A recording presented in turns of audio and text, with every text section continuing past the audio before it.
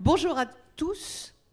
Nous allons vous embarquer un petit peu dans notre univers féminin à la découverte de parcours de femmes passionnées et passionnantes qui peuvent être aussi bien en chaussures de sécurité qu'en talons, donc des filles tout terrain et de tous âges, parce qu'il faut aussi parler de l'industrie d'hier, d'aujourd'hui et de demain.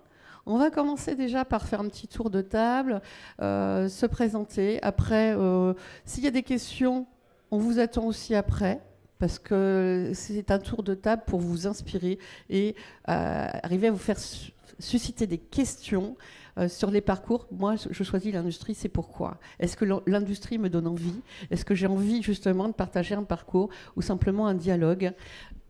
On y va, on fait le tour de table, donc très rapidement. Mélanie? Allez, je me lance. Allez, alors ouais, moi je suis Mélanie Dumonteil, donc je suis chef de projet à la Société d'encouragement pour l'industrie nationale et responsable d'un collectif qui s'appelle La Facto, et qui est un collectif de jeunes pour l'industrie, donc des jeunes qui parlent aux jeunes d'industrie pour leur faire changer de regard et les engager dans ce secteur-là. Ouais, c'est un étendard. Tu es l'étendard des jeunes dans l'industrie, il faut le dire. Donc, bonjour à tous, moi je suis Delphine de France, je suis une ancienne chef d'entreprise, actuellement directrice RSE et vice-présidente à la Chambre de commerce et d'industrie d'Aix-Marseille-Provence.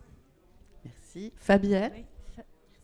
Fabienne de Thomas, responsable animation et stratégie de Actantis. Donc Actantis, c'est le nouveau nom d'un pôle de compétitivité autour des technologies du numérique et de la photonique. On est on travaille de Toulouse jusqu'à Sophia Antipolis, et on est un écosystème de start-up, grands groupes et de chercheurs.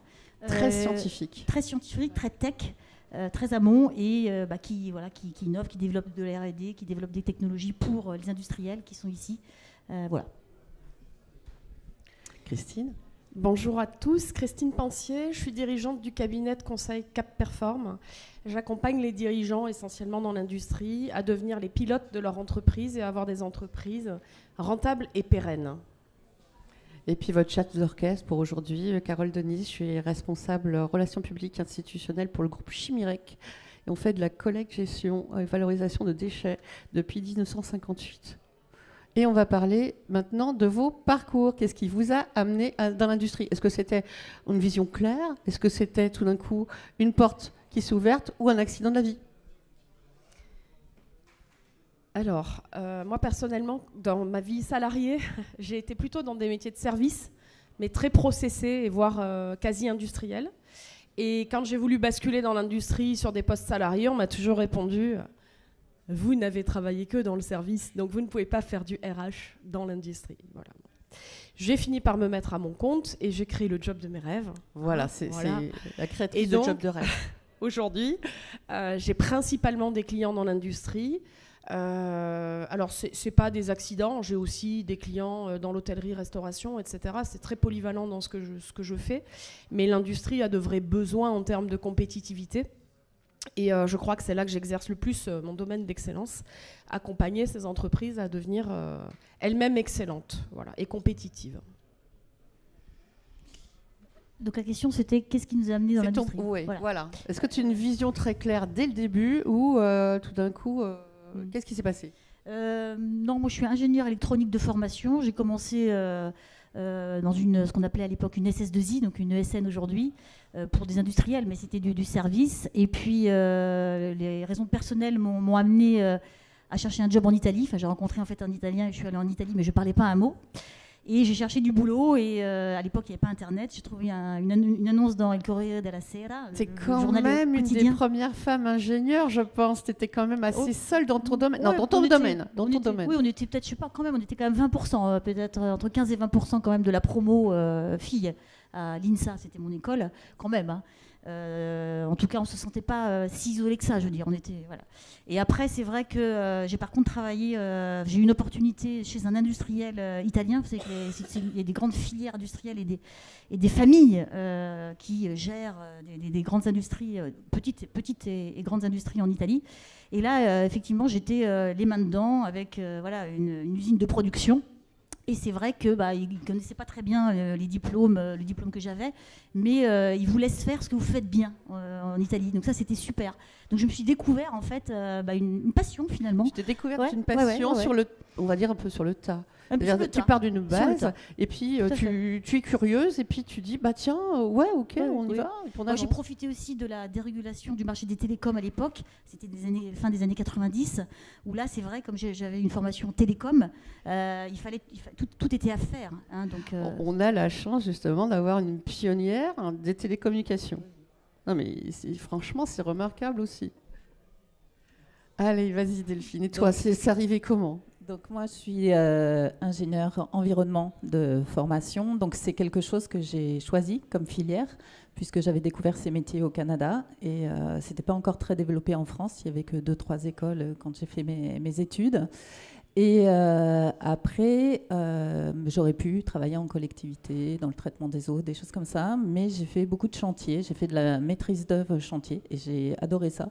Dans le monde pour des clients BTP, des clients du déchet, jusqu'à travailler là, dans les domaines de la dépollution et du désamiantage. Donc c'est vrai que c'est des milieux très masculins.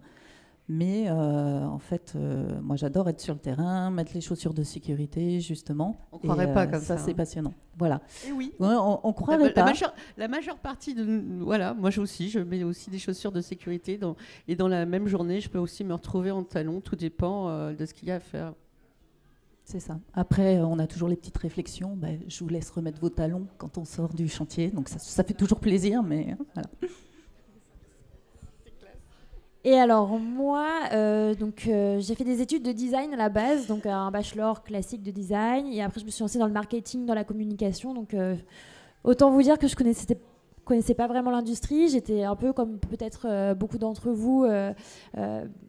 Pas du tout connaisseuse de ce secteur-là et des enjeux de ce secteur-là.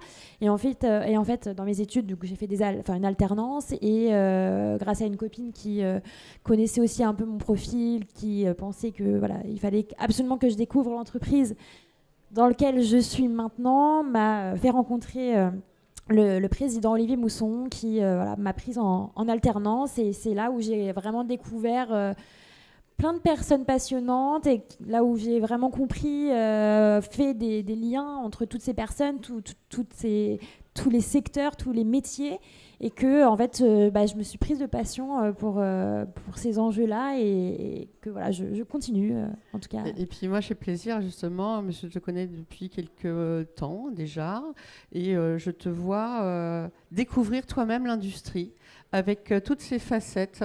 L'industrie, elle est tellement multiple. Déjà, vous avez un beau panel d'industries différentes, mais c'est encore beaucoup plus vaste que ça. L'industrie, elle est tech, elle est process, elle est maintenant aussi dans même le tourisme. On n'est pas uniquement dans la production, on a plein de choses auxquelles on ne pense pas, et on va vous inviter justement à y réfléchir, à venir nous rencontrer, à revenir rencontrer ces femmes, à revenir rencontrer les entreprises. Et déjà, vous êtes au salon, j'ai envie de vous dire. Donc, c'est vraiment un très bon choix. Pour moi, le parcours, moi, je suis tombée dans l'industrie, mais alors vraiment par hasard. Moi, je le dis, c'est un accident de la vie qui m'a amenée dans l'industrie. Mais j'avais une base, c'est d'être curieuse, passionnée, d'aimer les gens, et j'en ai fait un métier dédié à l'industrie. Mais je ne suis pas ingénieure, hein. À la base, je me suis libraire. Donc, comme quoi, tout peut mener à l'industrie. Il suffit de trouver sa place, mais comment trouver sa place dans l'industrie ?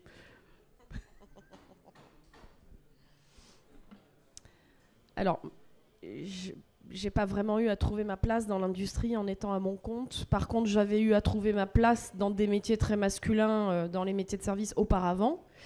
Et en plus sur une fonction qui n'est pas forcément très, très valorisée dans ces environnements-là. Hein, la fonction RH en entreprise n'est pas encore bien mise en avant comme vecteur de performance. Bon. Aujourd'hui, c'est marrant, mais j'ai essentiellement des clients masculins. et majoritairement, vraiment une grosse majorité. J'ai pas de problème de positionnement par rapport à eux aujourd'hui, mais aujourd'hui et depuis 10 ans que je suis à mon compte. Alors avant aujourd'hui. D'accord, dans les métiers, dans mes jobs précédents, je vais vous donner ma première anecdote de DRH. J'arrive en comité de direction et les messieurs me demandent de faire le café. Bah oui, c'est normal, j'étais la seule femme, donc j'étais l'assistante et j'étais là pour faire le café. C'était très drôle. Voilà. Des anecdotes comme ça, malheureusement, il y en a beaucoup. Le constat, c'est que l'égalité homme-femme, elle n'est pas encore vraiment parfaitement implantée partout. Il y a cet inconscient collectif qui pèse encore. Et ensuite, le constat que je fais aujourd'hui dans l'industrie, et j'en vois beaucoup depuis 10 ans, d'entreprises différentes, c'est qu'il y a très peu de femmes dans les métiers industriels.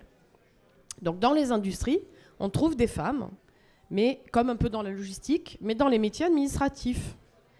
Or, quand on arrive à faire rentrer une femme dans un atelier, en production, ça change tout. Ça change toute l'ambiance d'une prod, ça change tout le mode relationnel entre messieurs d'intégrer une femme. Et à chaque fois que j'ai pu le faire, ça a été une énorme réussite dans les équipes. Voilà, ça c'est mon constat. Le deuxième, c'est que, mesdames, puisque vous êtes là, il y a des carrières formidables à embrasser dans l'industrie, par le biais de la production ou pas. Mais c'est vrai qu'aujourd'hui, on peut avoir une carrière absolument géniale dans les métiers industriels, avec de la progression, avec de l'apprentissage, et en plus avec des défis phénoménaux à relever, avec la digitalisation, l'IA, la RSE, l'économie circulaire, les nouveaux modèles économiques. C'est passionnant d'être dans l'industrie par rapport à tous ces défis et à tous ces nouveaux enjeux. Voilà. J'aimerais bien, Delphine, que tu témoignes aussi au niveau de ton arrivée avec la jante masculine. Toi aussi, tu as eu l'histoire du café. Oui, l'équivalent de l'histoire du café. Donc, j'étais vice-présidente business et innovation à la Chambre de commerce. On devait recevoir un ministre que je ne nommerai pas. Le président Jean-Luc Chauvin était un peu en retard, donc on me demande d'aller accueillir le ministre. Donc, j'y vais, et puis je vois mon autre collègue qui était vice-président aussi. Je lui dis, viens avec moi, Laurent, on va accueillir le ministre. Ok, il vient. Puis lui, il est un peu imposant. Et du coup, il s'avance vers le ministre. Il lui tend la main, il salue. Et le ministre, même pas me calcule, presque me donne les dossiers comme si j'étais la porteuse des dossiers. La porteuse des dossiers. Donc j'ai été vexée comme un pou. Mais ce que j'en ai retiré, c'est que plus jamais, quand on me demande à moi, je proposerai à quelqu'un d'autre de venir. Je me prendrai moi comme une grande pour aller accueillir monsieur le ministre qui n'aura plus de doute sur qui je suis. Ouais.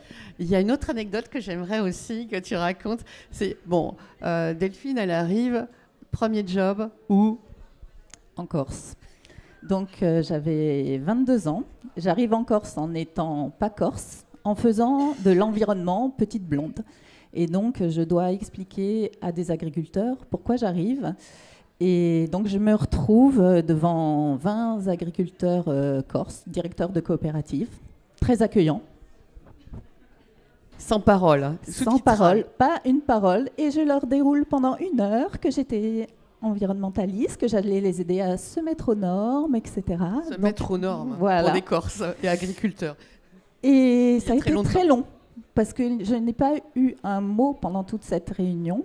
Et à la fin, je dis, vous avez des questions ? Ils se lèvent, ils s'en vont. Et sans un mot. Il a fallu quand même une sacrée dose de ténacité, je dirais. Pas se remettre en question, être sûr de sa mission, pourquoi on venait, pour pouvoir petit à petit, finalement, gagner leur confiance, les convaincre et travailler ensemble. Voilà. Et aussi, toi-même, être résiliente et pugnace. Et c'est là où on va commencer aussi à parler du complexe de l'imposteur, parce que ça nous fait réfléchir des situations comme ça. Quand on est face à ce genre d'attitude, on se dit, est-ce que c'est ma place ? Moi, j'ai un métier, j'ai appris ça, j'ai quelque chose à leur apporter, mais ils ne veulent pas. Donc, qu'est-ce qui fait que, une femme sert le café, ou qu'est-ce qui fait que on n'écoute pas ?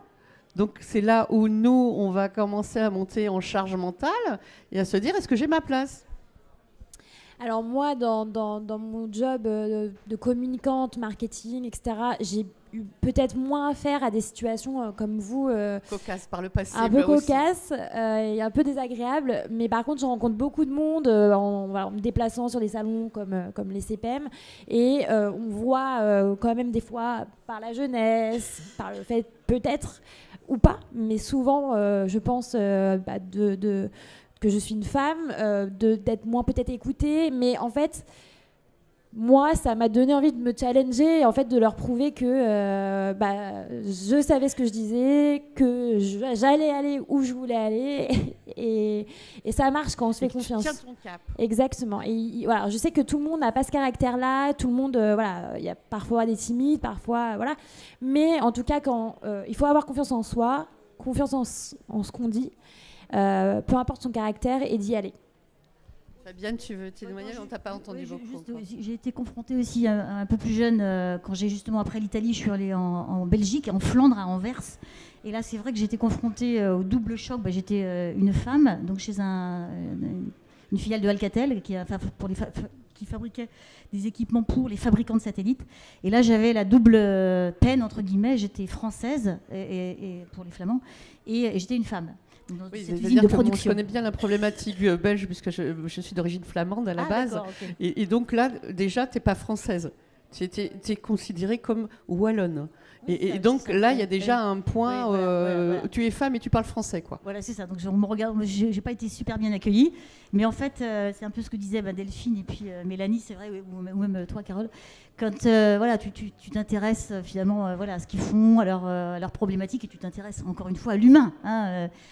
J'ai été petit à petit, bien sûr, intégrée. Et c'est vrai qu'après, c'était presque une douleur, et pour eux et pour moi, quand je suis partie.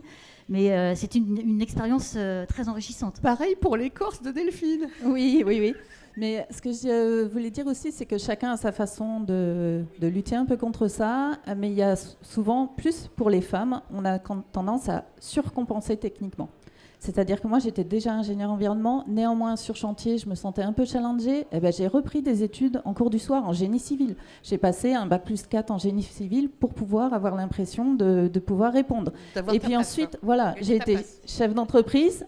J'ai repris l'IAE pour être sûre d'être dans mes performances. Donc, en fait, des fois, on a beaucoup de tendance à surcompenser, alors que finalement, on ne nous demande rien. Et un mec, jamais il doutera quand il est sur chantier qui sait la résistance béton. Moi, j'ai été jusqu'à dimensionner des ponts. Ça ne m'a jamais servi de dimensionner des ponts. Mais voilà, ça me rassurait. Vas-y. Alors si on parle de la légitimité, parce que c'est un peu le sujet, le sentiment de légitimité de la femme dans ses jobs. Alors c'est sûr que si on arrive dans un environnement masculin, ça peut être vraiment compliqué. Et que chacune va le gérer en fonction de son niveau d'estime de soi, de confiance en soi et de développement et de maturité. Je crois vraiment très fort que quand on croit en ce qu'on fait, déjà, ça nous rend solide. Quand on a de la méthode, qu'on structure, qu'on est capable d'amener du résultat, ça amène la légitimité dans l'environnement dans lequel on est. Mais c'est vrai que c'est un sujet, c'est un vrai sujet.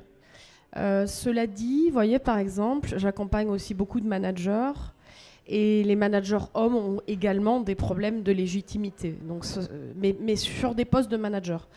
Donc, je pense que c'est peut-être plus global chez la femme, cette question-là, parce qu'elle s'inscrit dans un environnement, on va dire, masculin de façon générale et masculinisé dans l'entreprise. Et en même temps, je crois que ce que la femme peut apporter dans l'entreprise est différent.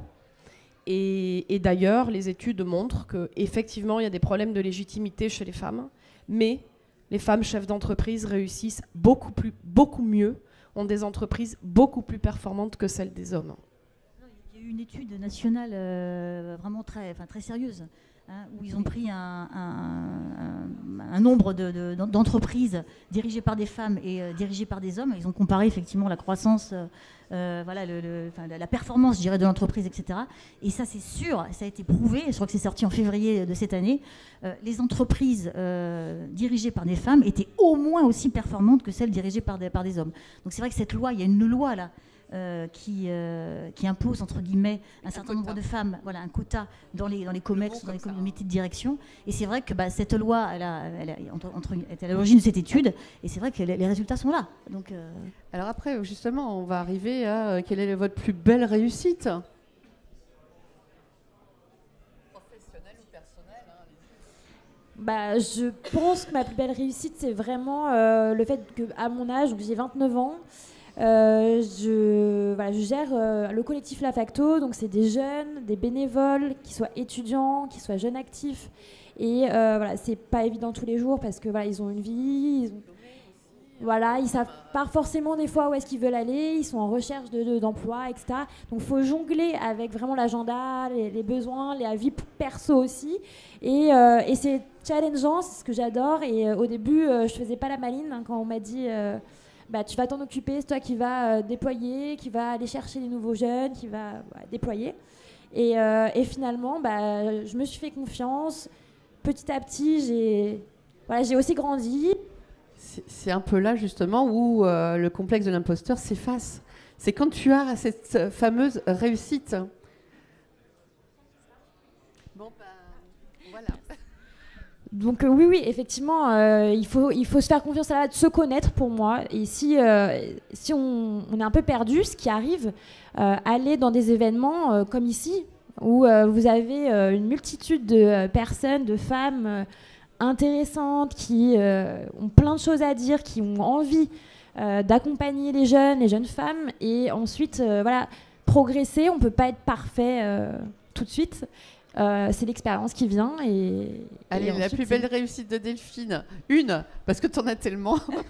Non, cette réussite, elle est personnelle. C'est-à-dire que je suis maintenant en paix avec mon syndrome de l'imposteur. Je me suis prouvé plein de choses. J'ai plus rien à me prouver à moi-même. J'ai été chef d'entreprise. J'ai revendu ma boîte. Elle était florissante. Je suis maintenant au COMEX d'une grosse boîte aussi. J'ai eu un mandat d'élu et j'ai beaucoup plaisir maintenant à accompagner les jeunes femmes, soit qui veulent créer leur boîte pour les challenger et finalement les aider un peu à passer les étapes. Et c'est ce que j'ai appelé un peu le volant sororité. C'est pas un féminisme exacerbé et où il n'y a pas les femmes, les hommes, mais où on arrive à se tenir la main, se dire bon, j'ai vécu des choses. On peut se les épargner parce que l'industrie, le monde féminin, l'industrie évolue et on est justement les témoins. Et on va parler aussi d'autres sujets, mais on va continuer avec toi sur ta plus belle réussite. Non, je voulais rebondir effectivement sur le fait que, moi je travaille avec beaucoup d'hommes principalement, et quelques femmes. J'ai beaucoup de plaisir à travailler avec les quelques femmes avec qui je travaille. Je ne sais pas si c'est naturellement cet effet de sororité mais indéniablement, c'est un plus, je trouve, dans ce monde-là, et c'est très très agréable de travailler avec les deux, pas seulement avec des femmes. Et voilà. Puis après, au niveau personnel, qu'est-ce que je peux dire moi, j'ai un parcours donc technique à l'origine, je l'ai dit, et après c'est vrai que je m'intéressais plutôt à, j'avais d'autres compétences peut-être innées, on en a parlé, et que je n'avais pas peut-être exploitées. Donc moi, j'ai fait l'IAE aussi 10 ans après avoir travaillé, pour compléter justement cette compétence technique. Et justement, je me suis redirigée plutôt vers des activités plutôt marketing commercial, mais toujours centrées autour de la technique, et de manière à finalement découvrir que je m'épanouis pleinement dans mon job, parce que justement, je m'appuie sur ce pilier technique. Tu progresses, tu évolues, tu découvres sans arrêt. Voilà. Et donc, j'ai rebondi là-dessus. J'ai pu, par exemple, partir 1 an au milieu de ma, entre guillemets, carrière, faire un tour du monde. C'est vrai que tu as beaucoup voyagé, énormément. Je crois que c'est toi qui as voyagé le plus. C'est personnel, mais bon, voilà. Donc, la plus belle réussite.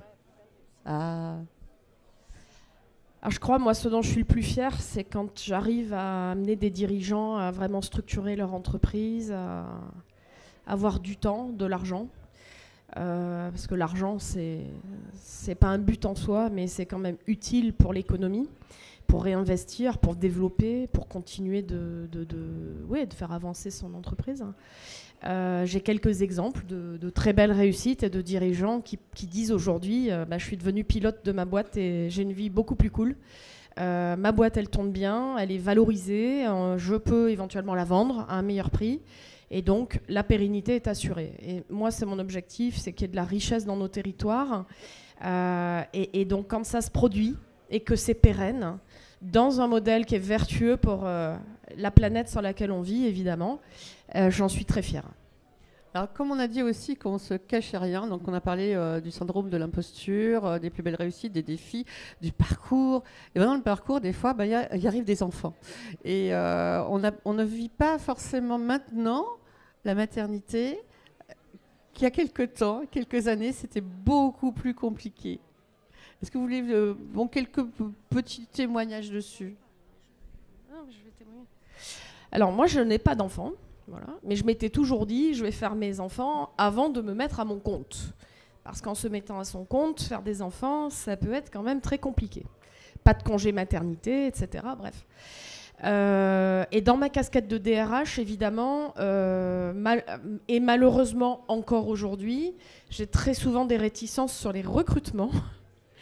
Avec des chefs d'entreprise qui disent oui, mais si je recrute une femme, là, elle a 28, 30 ans, 35 ans, elle va vouloir des enfants ou elle a des enfants petits, elle va être absente, etc. C'est pas gérable. Je préférerais un homme. Oui, ça existe encore. Aujourd'hui, quand même, je rappelle que les hommes, ils ont 1 mois de congé paternité. Et quand l'homme s'en va... Hein, non, mais ça avance. Donc ça, c'est super. C'est super pour vous, messieurs. Quand l'homme s'en va, je peux vous le dire, parce que j'étais chez un client hier qui a son responsable de bureau d'études qui est en congé paternité, c'est la grosse panique dans l'entreprise. C'est pareil. Parce que ce qui compte, ce n'est pas d'être absent. Ce qui compte, c'est comment on anticipe l'absence. Et quand on a un congé maternité, c'est facile à anticiper, parce qu'en général, on le dit 6 mois avant. Donc on a quand même 6 mois pour s'organiser. Et en plus, c'est l'opportunité de redispatcher le job, de faire monter en compétence d'autres collaborateurs, d'intégrer un peu de nouveauté si on veut recruter. Donc pour moi, c'est plutôt une formidable opportunité quand quelqu'un s'en va de façon planifiée. Ça n'a rien à voir avec une absence qui arrive comme ça, qui n'est pas prévue, et là, que ce soit un homme ou une femme, reste quand même très compliqué à gérer, surtout en PME. Voilà. Oui, il peut y avoir, par exemple, un homme ou une femme qui se casse une jambe au ski, il est 5 mois en arrêt. C'était pas planifié, c'est bien plus compliqué à gérer. Même de l'embauche. Bien plus compliqué à gérer. Ah, alors, est-ce que je prends un risque? Oui, parce que ça fait partie de la vie. Il n'y aurait pas d'enfants, il n'y aurait pas de jeunes. Il n'y aurait pas de femmes. La question ne se poserait même pas. Donc, il y a cette problématique. On le voit en Scandinavie, par exemple, où la parité, le congé paternité, maternité, un peu plus... les entreprises performent aussi bien, voire mieux. Donc, moi, c'est vrai que ça a beaucoup évolué. À mon époque, c'était 5 jours, le congé paternité. Je trouve ça formidable qu'aujourd'hui, il y ait le choix aussi, qu'un papa ou une maman puisse... je trouve ça très, très bien. Petit témoignage? Effectivement, moi j'ai créé ma boîte à 29 ans parce que mon cher père, qui était lui aussi entrepreneur, moi je voulais changer de job à l'époque, il me dit mais c'est normal que tu ne trouves pas, tu as 29 ans, tu vas faire des enfants, personne ne prendra le risque de... Voilà. Donc j'ai créé ma boîte, j'ai eu mon fils à 34 ans, jusqu'à 8 mois j'étais avec un ventre comme ça sur les chantiers, mais j'y étais, ça ne m'a pas gênée. Et j'ai emmené mon fils en assemblée générale de la chambre de commerce parce qu'il n'y avait pas d'école, mais bon, il a dessiné dans son coin, ça s'est bien passé. Alors et puis voilà. Il faut rassurer tout le monde que la maternité, ce n'est pas une maladie. Voilà. Ça peut se passer très bien. Moi, j'avais mon entreprise. Et à l'époque, il n'y avait pas trop le choix parce que j'étais toute seule en plus dans mon entreprise. Donc j'ai arrêté la veille. J'ai repris pour ma première à 27 ans, même pas un mois après. Et pour le deuxième, c'était un peu plus costaud quand même. J'ai arrêté pareil la veille. J'avais un métier aussi donc libraire qui me le permettait aussi, faut le dire. Mais c'est sûr qu'il y a le côté de tenir et... ça peut être aussi RH, quand on a une entreprise, on y va jusqu'au bout. De toute façon, on a investi, on a un taux d'investissement et on essaye de combiner avec. Mais bon, il y a un peu des choses en tant que salarié qui sont quand même maintenant plus instaurées, comme le congé paternité. Et toi, par exemple, Mélanie, tu veux en parler pour un projet futur ou pas? Comment tu vois ça à l'heure actuelle? moi, j'ai pas d'enfant. Après, pour le coup, les choses évoluent. Donc ça, on l'a vu. Moi, j'en suis consciente et c'est super. Et il faut que les choses évoluent encore plus et que voilà, on soit tous raccords sur la même chose. Pour moi, si une entreprise, si moi je suis en entretien et qu'une entreprise me dit vous avez l'âge pour un, moi je pars. Voilà, je risquerais pas de. Bravo, mais voilà, on s'autorisait pas nous avant, tu vois. Voilà, et donc j'invite du coup les femmes qui sont en recherche d'emploi ou les étudiants qui recherchent, alors peut-être pas les stages alternants, mais voilà, qui ont l'âge à être aussi intelligent et de se dire bon là ça dépasse peut-être un petit peu le cadre professionnel et ça me convient pas. Alors il y en a qui seraient peut-être ok, mais je rappelle juste quand même que ces questions ne sont pas autorisées en entretien de recrutement. Ce sont des questions discriminantes. Donc, il est tout à fait normal, mesdames, si on vous pose ces questions, de refuser de répondre et de rappeler le cadre. Vous n'avez pas à me poser cette question. Et effectivement, si une entreprise est déjà discriminante pendant un entretien ou un parcours de recrutement, moi aussi, personnellement, je prends mes jambes à mon cou. Parce qu'en termes d'éthique, ça ne me donne pas envie. Voilà. Merci. Au moins, c'est franc, carré et réglementaire. Moi, j'ai envie de vous demander maintenant, les filles, vous voyez où, comment, quoi, dans 10 ans? Allez, Mélanie, vas-y. C'est très difficile comme question. Allez, dans le futur. En plus, je suis un peu indécise. Je sais pas. Je me vois dans l'industrie, ça c'est sûr. Mais je suis tellement curieuse, je suis tellement ouverte à toute opportunité que, en fait, je pense que je ne me mets pas de limites et pas de cadre. Et je tu te vois dans l'industrie encore? Ouais, bien sûr. Voilà. Ça ne bougera pas. Non, mais ça ne bougera pas, mais par contre, voilà, peut-être forcément à un poste, j'espère, plus haut. Bien sûr, toujours dans l'industrie et voilà. Delphine? C'est un peu pareil. En fait, ce qui nous caractérise toutes les quatre, c'est la curiosité, l'envie de changer et tout ça. Donc, on ne se projette pas forcément dans une carrière bien établie, surtout après quand on a un certain âge.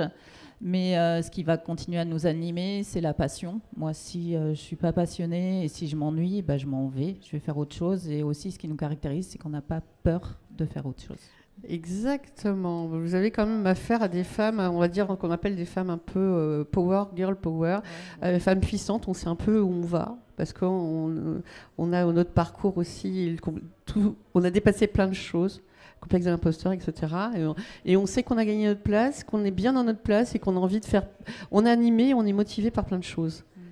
Oui, non, pour moi, c'est ce qui m'anime, comme disait aussi Delphine, moi, c'est aussi les rencontres. Donc là, je rencontre beaucoup de start-upers, beaucoup de chercheurs aussi passionnés qui font évoluer de manière drastique la R&D, la compétitivité. Et je trouve qu'ils sont passionnants, ces chercheurs.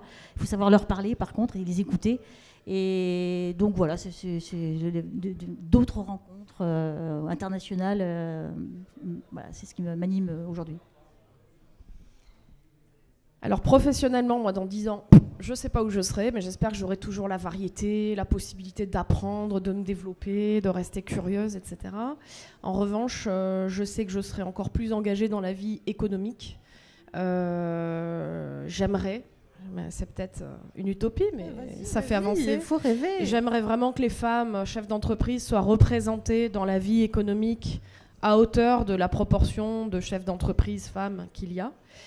Donc j'ai envie de m'engager dans la vie économique, de prendre des mandats et puis de continuer d'accompagner les entreprises. Je trouve que dans notre région, il y a des pépites industrielles. Il y a de très très belles entreprises, mais qui ont beaucoup de mal à avancer, à se valoriser, à se pérenniser. Je reviens encore sur cette ambition-là. Et de toute manière, ce que je crois, c'est vraiment très profondément ancré en moi, c'est que quand on fait ce qu'on aime, d'abord, on éprouve beaucoup de plaisir et on peut devenir excellent. Donc, je crois que toutes les quatre, on fait ce qu'on aime. Et tant qu'on restera aligné avec ça et à notre écoute intérieure, on peut avoir des petits signaux, des fois, d'ennui, etc. De faiblesse aussi, il faut le dire. Des fois de doute, on en a eu aussi. Parlons vrai, on est là pour ça. Comme tout le monde peut douter, effectivement, à certains moments. De fatigue aussi. On peut être aussi fatigué. Ouais, c'est vrai. On peut être aussi stressé, comme tout le monde. Donc, si chacun a sa conviction, reste aligné avec ses convictions, un petit peu d'audace, un petit peu de courage, et je pense que chacun peut avoir la vie qu'il a envie d'avoir. et s'épanouir dans cette vie-là. Voilà. On va maintenant, parce que là, la fin s'approche. Et ce que je souhaiterais pour avoir un dernier mot de conseil, allez, les jeunes femmes ou les femmes qui n'ont pas encore osé l'industrie, qu'est-ce que vous leur diriez ?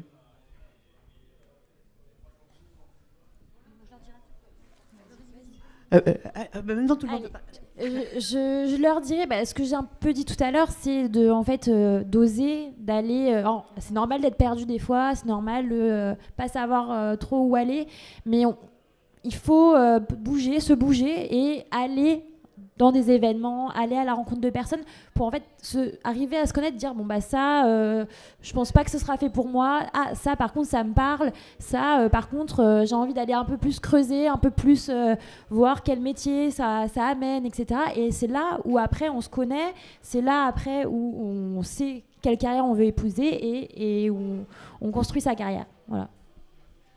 Moi, je leur dirais de conserver, peut-être notamment les jeunes, de conserver leurs principes autour de la transition écologique, de la pérennité, mais de l'environnement. C'est vrai qu'il faut changer le prisme des industriels. Donc, il faut concevoir, from design, j'allais dire, comment on processe, comment on produit, comment on source aussi. Voilà. Et donc, moi je suis dans l'électronique, donc tout ce qui est électronique durable, l'éco-conception, etc., c'est quand même l'avenir, c'est l'avenir de la planète. Et je trouve que c'est très bien que les jeunes qui arrivent sur le marché, même en entretien d'embauche, puissent poser la question, et puissent des valeurs, et puissent être plus motivés pour rejoindre une entreprise qui affiche clairement ses valeurs et qui intègre ses valeurs dans son processus. Et je trouve que c'est une très bonne, un très bon cahier des charges pour elles. Je suis heureuse de ce qu'a dit ma voisine, mais je ne vais pas le répéter. Je dirais que déjà, personne ne le fera à votre place. Donc, c'est à vous de vous prendre en main et d'aller vers les gens. Et que souvent, les gens aiment parler de leur métier. Donc, si vous ne savez pas trop vers quelle branche vous tournez, interrogez les gens autour de vous sur qu'est-ce qu'ils font, c'est quoi leur métier concrètement, ou aller visiter des entreprises. Souvent, les entreprises sont prêtes à ouvrir leurs portes et ça permet de découvrir tout le champ d'action de l'industrie. On dit industrie, ça évoque rien, mais c'est tellement vaste en fait, c'est tellement difficile à définir et que il faut être curieux. Voilà. Merci beaucoup. Je rajoute juste un petit dernier truc de ce que vient de dire Delphine. Le collectif La Facto, dont je vous parlais tout à l'heure, a créé un outil pédagogique pour les jeunes qui sont perdus ou pas d'ailleurs, pour expliquer ce qu'est l'industrie par un jeu de cartes. C'est comme la fresque du climat. Et vraiment, je vous invite, si vous êtes quelqu'un qui est un peu perdu et qui voulait vous intéresser au monde industriel, à venir nous voir si vous êtes ici, et ou aller regarder La Facto sur les réseaux sociaux, sur le site internet, pour participer peut-être à un atelier et vous aider à vous engager.